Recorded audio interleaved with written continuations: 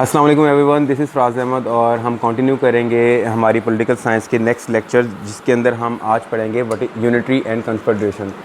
Last lecture में हमने देखा था बहुत ही डिटेल के अंदर कि फेडरलिज़म क्या होती है और फेडरलिज़म जो है वो कैसे बनती है। तो बेसिकली ये तीन कॉमन हमारे कॉन्सेप्ट हैं, एक फेडरलिज़म, एक यूनिटी और एक है कॉन्फेडरेशन। फेडरलिज़म के अंदर बच्चों क्या था कि हमने देखा था कि जो पावर है वो ऑलमोस्ट इक्वली डिवाइड होती है between the centre and the provinces.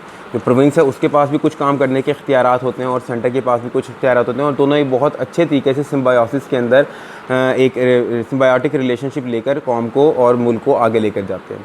But with the passage of time हमने देखा कि और भी दूसरे किस्म के जो पॉलिटिकल सिस्टम है वो एग्जिस्ट करते हैं दुनिया के अंदर, जिसके अंदर सेकेंड इन लाइन जो है वो यूनिटी है।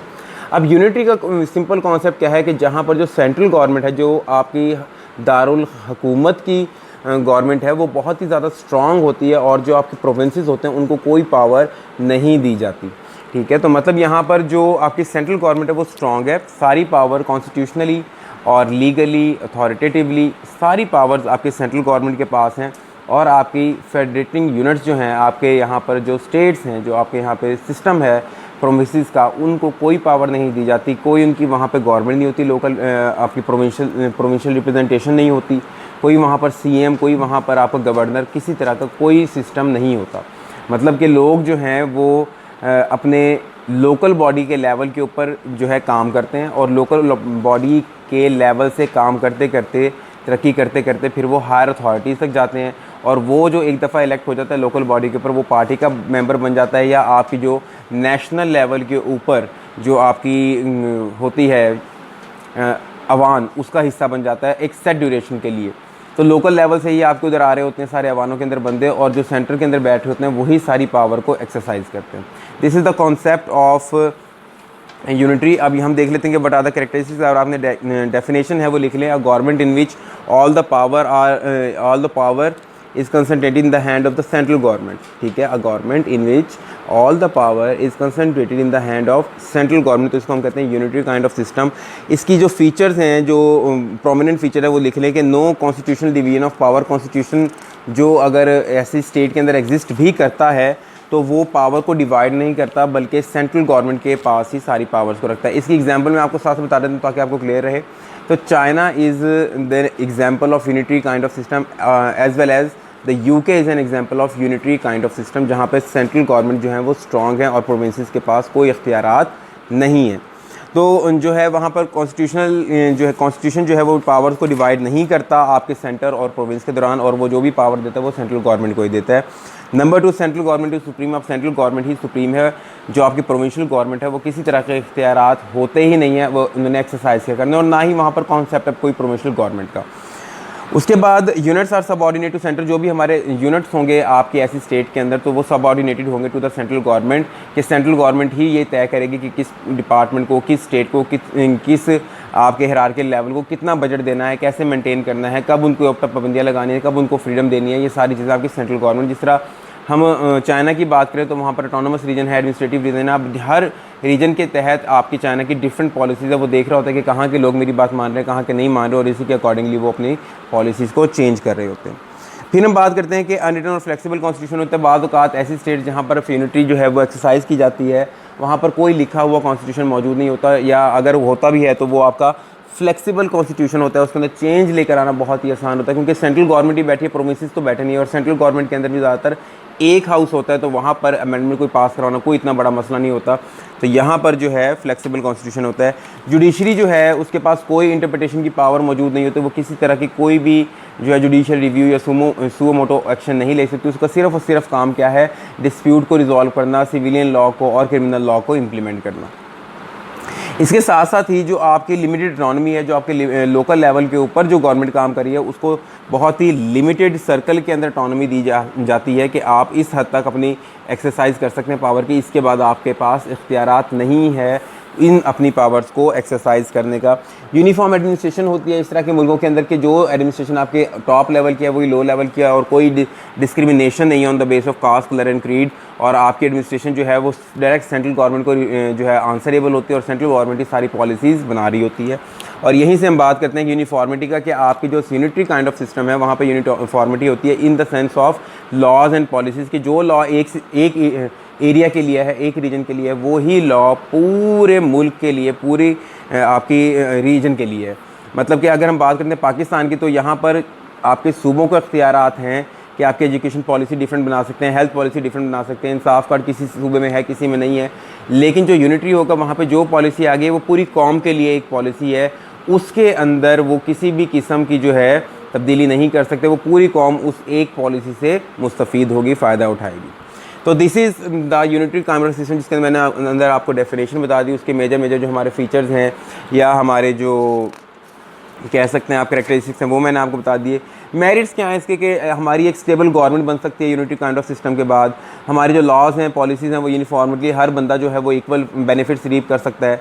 सिंपल है, ऑर्गेनाइजेशन के अंदर कोई इतना मसला नहीं कि प्रोपोर्शनल रिप्रेजेंटेशन हो या इक्वल रिप्रेजेंटेशन हो, और क्विक डिसीजंस आप इसके अंदर ले सकते हो क्योंकि एक ही हाउस है, सेंट्रल गवर्नमेंट है, प्रोविंसेस के पास जाना ही नहीं है मामला, तो सेंटर ही सारे मामला को टेक केयर कर रहा होता है। और डीमेरिट्स इसके जो बताए जाते हैं वो यही है कि with the passage of time ये जो गवर्नमेंट है यूनिटी, ये डिक्टेटोरियल डेमोक्रेसी के अंदर चेंज हो सकती है, जहाँ पे डिक्टेटरशिप के नॉर्म्स हमें नज़र आ सकते हैं। रिस्पॉन्सिबिलिटी सेंट्रल गवर्नमेंट के ऊपर ज़्यादा है, तो सारे काम सेंट्रल गवर्नमेंट ने ही सर अंजाम देने हैं, कोई अप्रोप्रिएट टेरिटोरियल स्टेट्स नहीं है, और this is suitable for large territorial state, जिन मुल्कों की लार्ज टेरिटरीज़ हैं उनके लिए यूनिटरी गवर्नमेंट जो है वो सूटेबल होती हैं।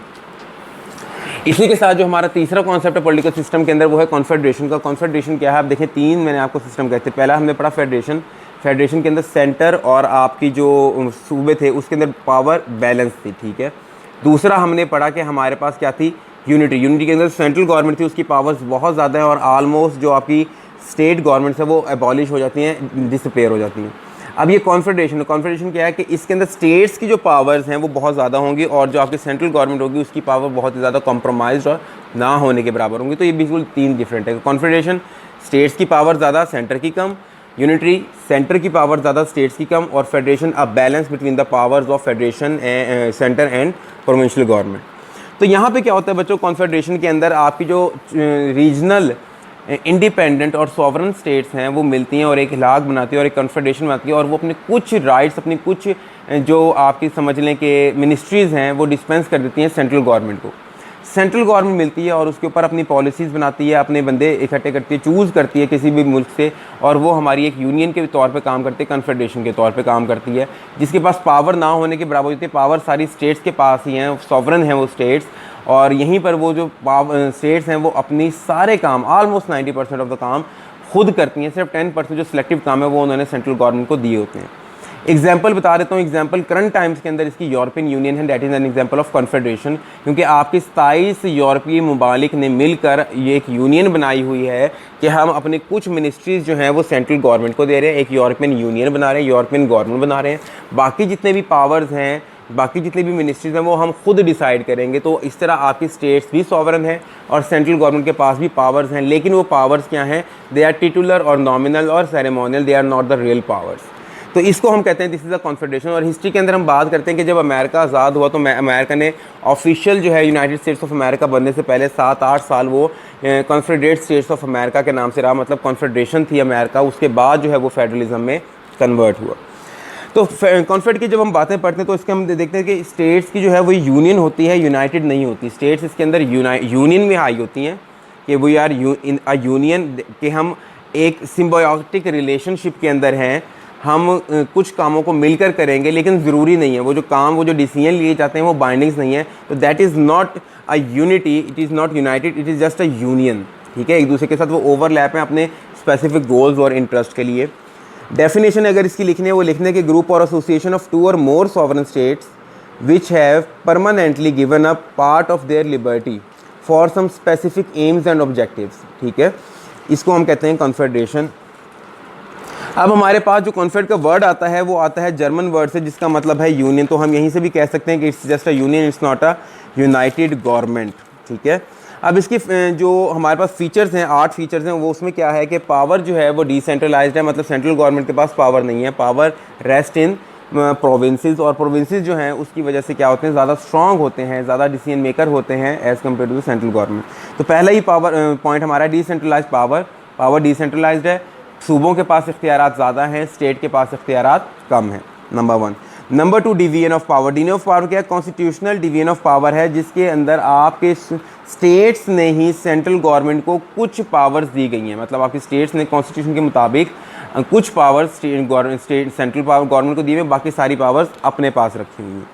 Third is strong regional identity की। यहाँ पे जो आपकी रीजनल आइडेंटिटी है वो बड़ी स्ट्रॉन्ग होती है, क्योंकि स्टेट्स जो हैं वो ओवरलैप कर रही होती हैं आपके सेंट्रल गवर्नमेंट के साथ। सेंट्रल गवर्नमेंट भी पावर एक्सरसाइज नहीं करी, वो सॉवरेनिटी और डेवोल्यूशन ऑफ पावर पे यकीन रखते हैं, और वो पावर दे रही होती हैं आपकी लोकल गवर्नमेंट को या रीजनल गवर्नमेंट को। तो यहाँ से हमारे जो नॉर्म्स हैं आपकी रीजनल आइडेंटिटी के, वो बहुत ज़्यादा स्ट्रॉन्ग होते हैं। और इसीलिए आप देखेंगे कि हमारे जो 27 यूरोपियन ममालिक हैं, उनके लोग अपने आप को ब्रिटेन या फ्रेंच या जर्मन कहने की बजाय अपने आप को यूरोपियन कहलाना जो है वो ज़्यादा प्रेफर करते हैं। तो ये है आपकी एक आइडेंटिटी का इशू कि आपकी स्ट्रॉन्ग रीजनल आइडेंटिटी होती है कॉन्फेडरेशन की वजह से।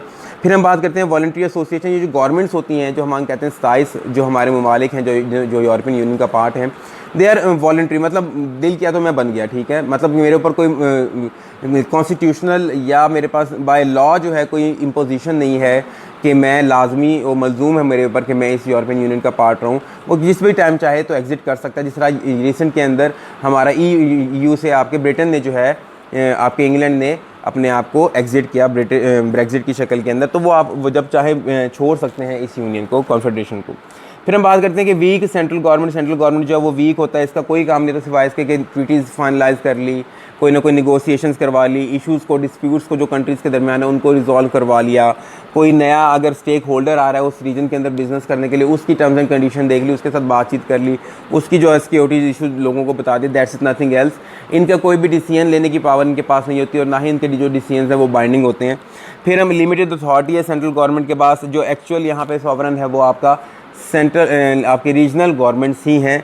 फ्लेक्सिबल है इन द सेंस कि ये जो चेंजेस आ रही होती हैं with the passage of time, उनको ज़्यादा जल्दी अडॉप्ट करता है as compare to unitary and federal system. कि कोई भी अगर चेंज आई है वो कहते हैं जी हमें ऑनलाइन इलेक्शंस की तरफ ले जाओ, ये कहते हैं ठीक है आ जाओ। ये कहते हैं जी हमें 5G की टेक्नोलॉजी चाहिए, कहते हैं ले लो।